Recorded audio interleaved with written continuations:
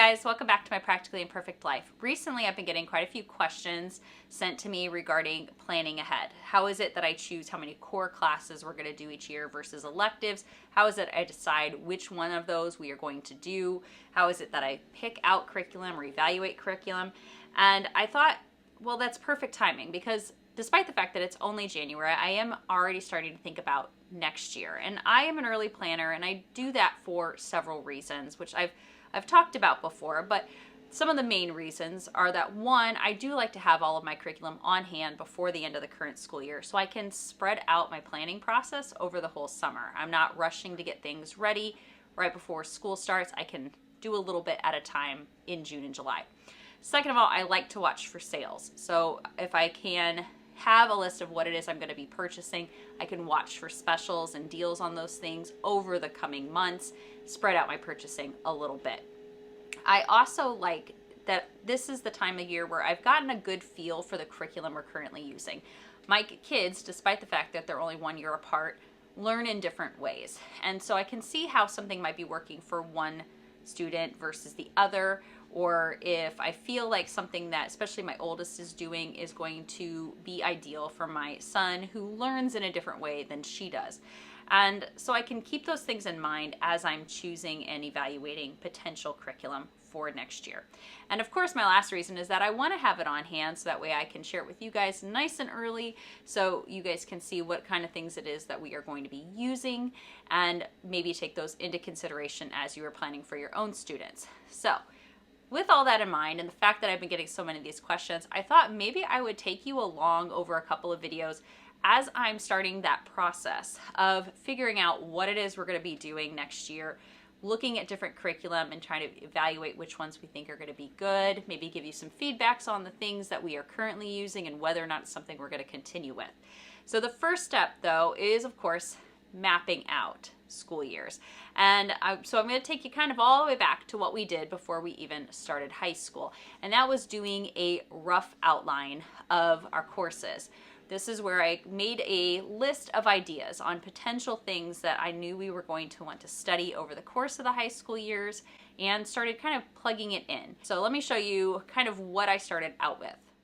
I've mentioned this before, but first you always want to find out what your state's requirements are. Now, our state doesn't have any graduation requirements for homeschoolers, but still I looked at our Department of Ed website at what they require for different types of diplomas, and I thought we could easily do what is required for an academic honors diploma. So I wrote all of those down, not because we have to do them, but simply to give me an idea on what I might want to schedule for my kids to do on different years.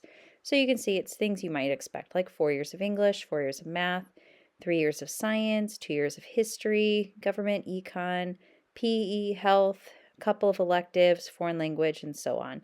So I used this kind of as a reference point as I was filling out our 4-year high school map, so to speak. So next step is to start plugging it in and thinking about what I want to do in. So I've got my list here of all of these courses, and then I have this document that I created. If you would like a copy of this, feel free to email me. My email address is listed down below, and I'm happy to send you a PDF version, but I wanted to make sure that I included a spot for 8th grade courses because my plan was to have us take at least a couple of classes while my kids were each 8th graders. That would count for high school credit, and then I could plug things in from there. Now, something that I kept in mind while I was working on this for each of my teens was that I have 2 very different types of learners. They have skill sets that are different and things that they excel in and things that they struggle in. So before you start plugging in things, I want you to keep in mind, this is something that is particularly important. Every child's different. They learn at different speeds and may be ready for different courses at different times, and planning for high school can vary from child to child. And that's okay. I have one student who is strong in certain areas and could handle different coursework in 8th grade, and the other one could handle a different type of work in the 8th grade. So just because they're not doing things at the same pace doesn't mean that that's a bad thing. That's one of the beauties of homeschooling. So let's start off with what I plugged in when I was mapping out my oldest child's courses. Now you can see here that in 8th grade, I plan to have her go ahead and take a math course because I knew she was ready for upper level math. a health course that was going to count for high school credit. And then she was really ready to go ahead and try to tackle some tougher history work. So we planned to do that in the 8th grade. And then I just kind of plugged everything else in. So you can see I threw math in there for the first 3 years of high school, 4 years of English, some foreign language, and I just tried to kind of spread it out. And my initial plan was to probably wait and do government and econ when she hit her senior year. So this was just what I put in. But obviously, we have so much freedom in homeschool in order to add other courses in, change the order that we do them. But I just wanted to get a rough idea on how I might spread these courses out. So that's how I mapped it out for my oldest. Now, my son is 1 year younger than my daughter, and so his map out looked a little bit different. Because we do certain subjects as a group, like our foreign language and our Bible studies, I assumed that we would go ahead and have him do a high school level foreign language during the 8th grade, since I was going to be starting that with my oldest. And then I also planned to have him do health at that time. Now, he waited until his freshman year to start high school level math. And so you can see that everything just kind of shifted a little bit for his. And that's the beauty of it. Again, I can customize it for each of my kids and not feel like I have to have them both doing the same thing at the same pace. You can make it work for your different students based on where they're at with things and how much extra time they might need for certain subjects. So hopefully this shows that you can hit plenty of those standard courses easily in 4 years and have lots of wiggle room to add other classes or make adjustments. And while I still to this day refer back to this mapping that I did originally when planning for the upcoming year, we have really enjoyed being able to add in other subjects and topics that my teens have found interesting and have been wanting to study. So each year I take that mapping that I did and I just put in what we actually did each year. So this is a look at what my oldest has completed so far. So by the end of her junior year, this is what she will have. And I know it's going to look like a lot. I will explain it a little bit further and show you that it was really quite manageable. But you can see from that original list of things that I thought we would try to hit, after her junior year, she really just has one more year of English. And then we could do just about anything that we want for her senior year, or keep it as light as we want, or do a bunch of dual enrollment. Who knows? But you can see that because she took high school level algebra in 8th grade, she also took a high school level history course, cultural geography, and health. We also had her do a 1 semester personal finance course. So she went into high school with a lot of these credits, and that allowed her to shift into geometry and then algebra 2 and all of those courses a little bit early. Um, and then just to point out a couple of things. So first of all, you'll see PE and music performance were put in for her freshman year. So music performance, she was playing the clarinet at the time, taking lessons and performing and stuff. So we just counted the time she spent on that outside of school as a credit. And similarly for PE, we used the time she spent training and competing for golf, training and competing for basketball, and the things she does normally as part of just kind of her health routine as a PE credit. So those were really done outside of school. Now, these courses that are highlighted are all things that we do as a group. So basically our version of a morning basket. We always do a Bible study, a topical devotion, and then a deep dive subject. So we've done apologetics, Old Testament, now doing New Testament, and then we do our foreign language as a family. So these are just things that we do as a part of our morning basket, but I definitely felt like they were worth credit. We also did art history when she was a sophomore and my son was a freshman, and so we gave her credit for those as well.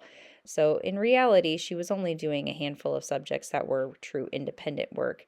And then this year, she's taking a combo course and she's getting credit for government, econ, and personal finance from one course because all of the topics are integrated. So those are the ones you see highlighted in purple. And I couldn't fit it on here, but I've talked about it before, but I decided to also give her a logic credit for that course because of the components of that are worked into that course. So it's really nice when she can do the work for one course and get 4 credits out of it. So this year I'm looking back at what she's got done and trying to decide what we might do for her senior year. And I wanted to start jotting ideas down. So I know we've got to do an English 12 to get that last one in. And we've discussed having her do anatomy and physiology. Pretty sure we're going to do that one because of the career field she's looking to go into. It would be helpful for her to have a background in that. We might have her do an elective. And then as far as like a math We're thinking possibly a dual enrollment to get her college credit math out of the way and maybe another college course if she feels up to it. Again, just to try to get some headway into just getting some college credits under her belt before she's actually in college. So now let's look at how I plugged things in for my son. So he is 1 year younger, and we actually made some changes in like curriculum we chose. So you can see he earned a credit and a half in his freshman and sophomore year for math because we chose a course that had integrated geometry. So according to that course, it was worth a full credit of algebra and a half credit geometry, and the next year was a full credit of algebra 2 and a half credit of geometry. And then we shifted like his social studies forward. So he did cultural geography as a freshman, had him do world history as a sophomore. And while we really didn't necessarily need to have 3 years of history, I felt it was important for my kids to have a focused year on both world history and US history, which is why we have that on there. Now, you'll notice that in his 8th grade year, he has some different credits listed down there. So, because we do those group subjects, we do the Bible study and the foreign language together, he earned credits for that in 8th grade. And then he also did health. He did the same personal finance as my daughter, but he also chose to do a logic class at a co op and earned high school credit for that.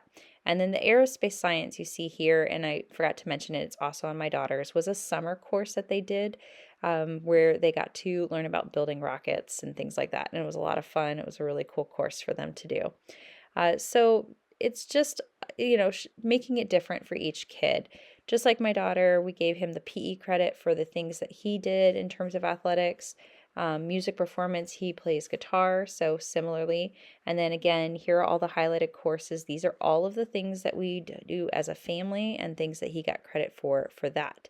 And then I've got kind of his 11th grade year already on here, giving you an idea on what I'm thinking for him. So we'll move to the next level of math.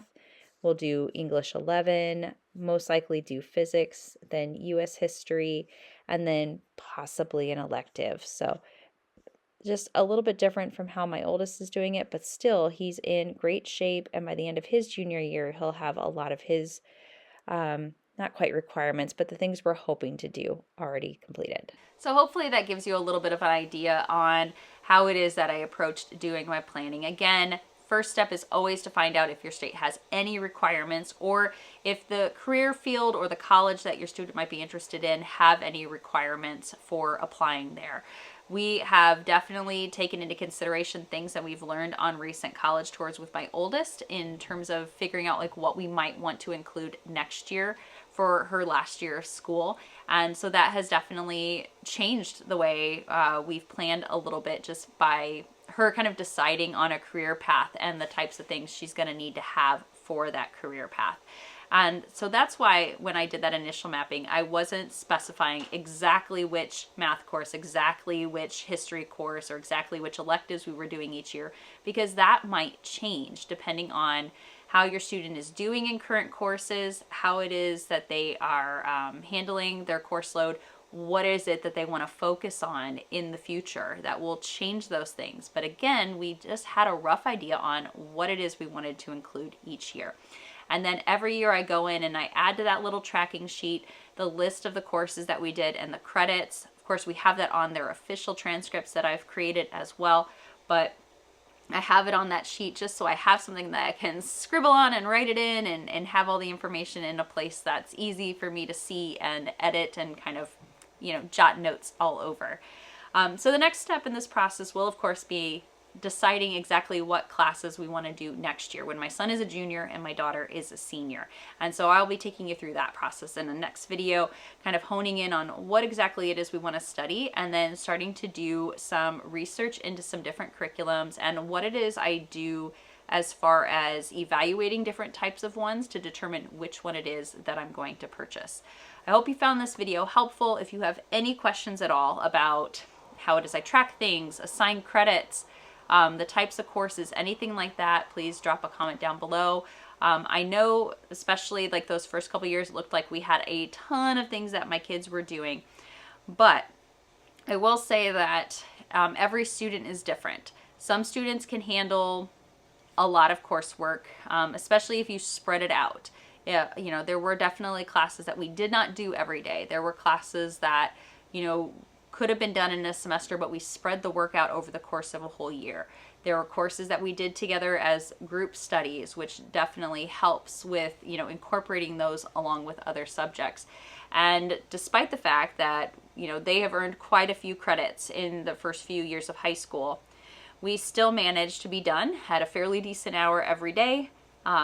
When they're done for the day, they're done for the day. They don't have work that they need to, do on the weekends or in the evenings. And if we need to, we back off on things for a couple weeks. And if we're moving ahead at a good pace, then, we just keep going. We've just ebbed and flowed and changed things as we've needed to. And that is, again, one of the beauties of homeschooling. We are not on anybody else's schedule but our own. So definitely keep that in mind. You don't have to do exactly what your area high schools are doing. You don't have to do what somebody else's homeschooled children are doing. You can adjust it to fit what is best for your homeschoolers and for your family. So I hope that provides you a little bit of encouragement as your students move into the high school years. It is something that is totally doable, and it's just a real blessing to be able to work with my kids through these high school years. Thanks again for joining me today, guys. Happy homeschooling.